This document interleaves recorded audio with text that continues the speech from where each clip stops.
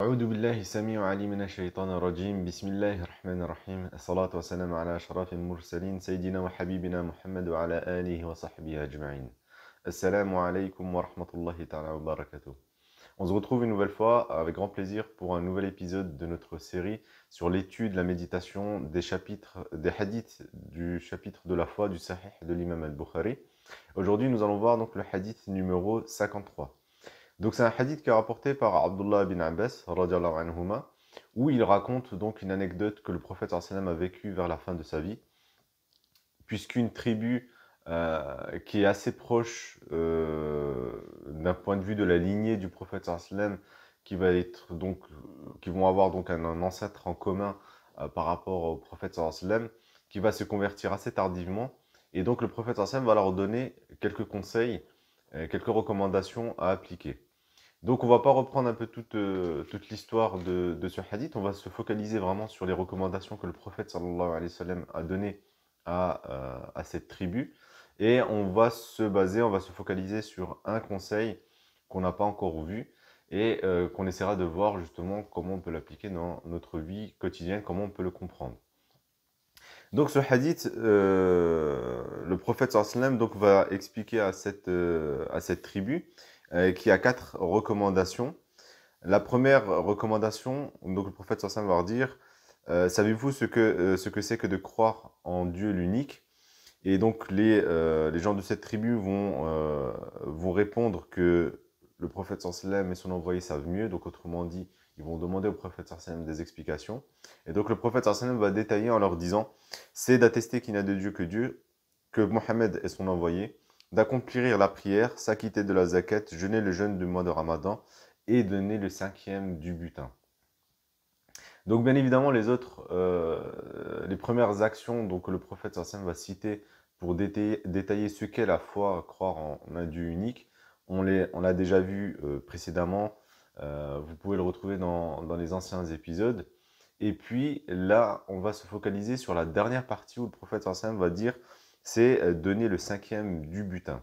Et d'ailleurs, l'imam al-Bukhari va mettre ce hadith comme dans un sous-chapitre qui va titrer « Donner le 5e du butin est un acte de foi ».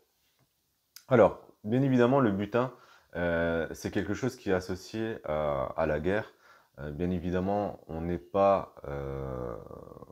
plus dans cette phase-là. Et surtout, le prophète sallallahu alayhi wa sallam va leur expliquer au niveau de cette notion de butin de guerre, car cette tribu qui va se convertir à ce moment-là était en conflit armé avec une autre tribu. Et donc le prophète sallallahu alayhi wa sallam va leur rappeler que justement, forcément, ils vont avoir un butin de guerre et que donc sur ce butin, il faudrait qu'ils donnent 20%, donc un 5e, qui va donc être un acte de foi.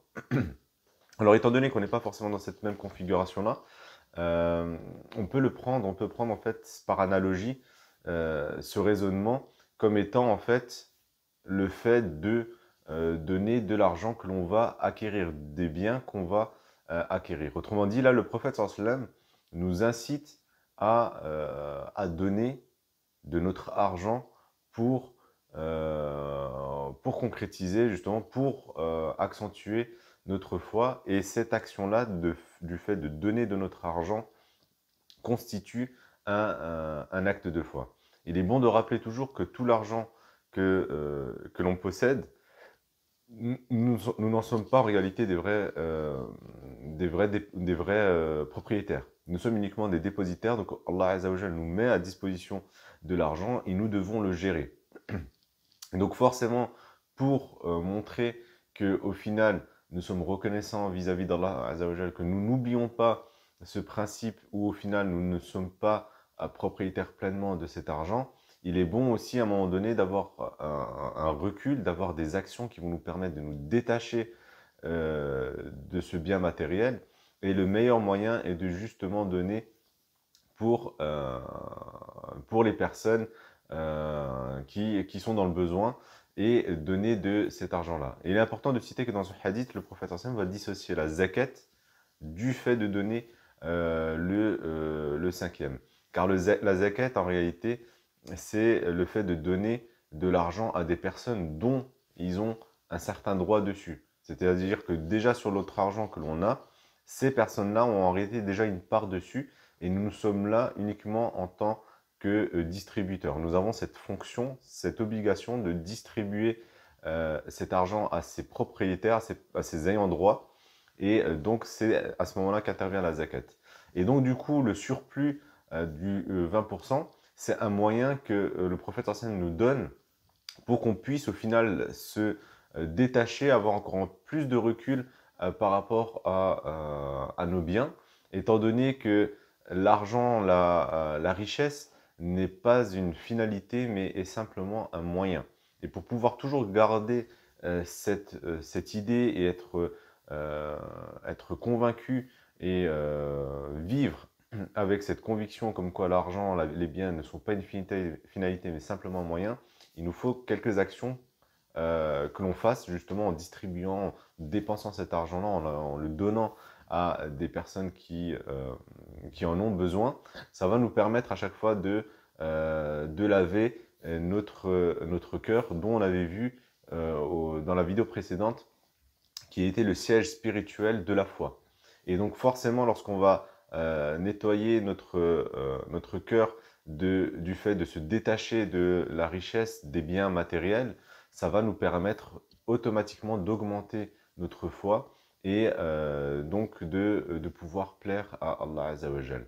C'est pour cette raison que le prophète sallam va les inciter justement à donner, à reverser un cinquième, donc il va nous donner un certain montant à distribuer pour pouvoir laver, pour pouvoir purifier notre cœur et donc nous détacher de plus en plus des biens matériels.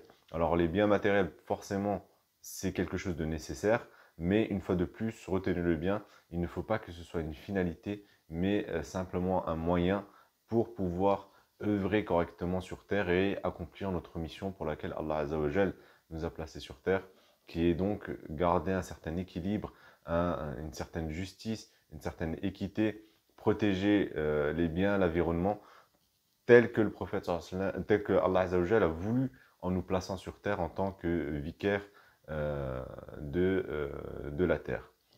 On s'arrête là donc pour cette semaine. On se retrouve la semaine prochaine, même jour, même heure. سبحان ربك رب العزة عما يصفون وسلام على المرسلين والحمد لله رب العالمين بارك الله فيكم والسلام عليكم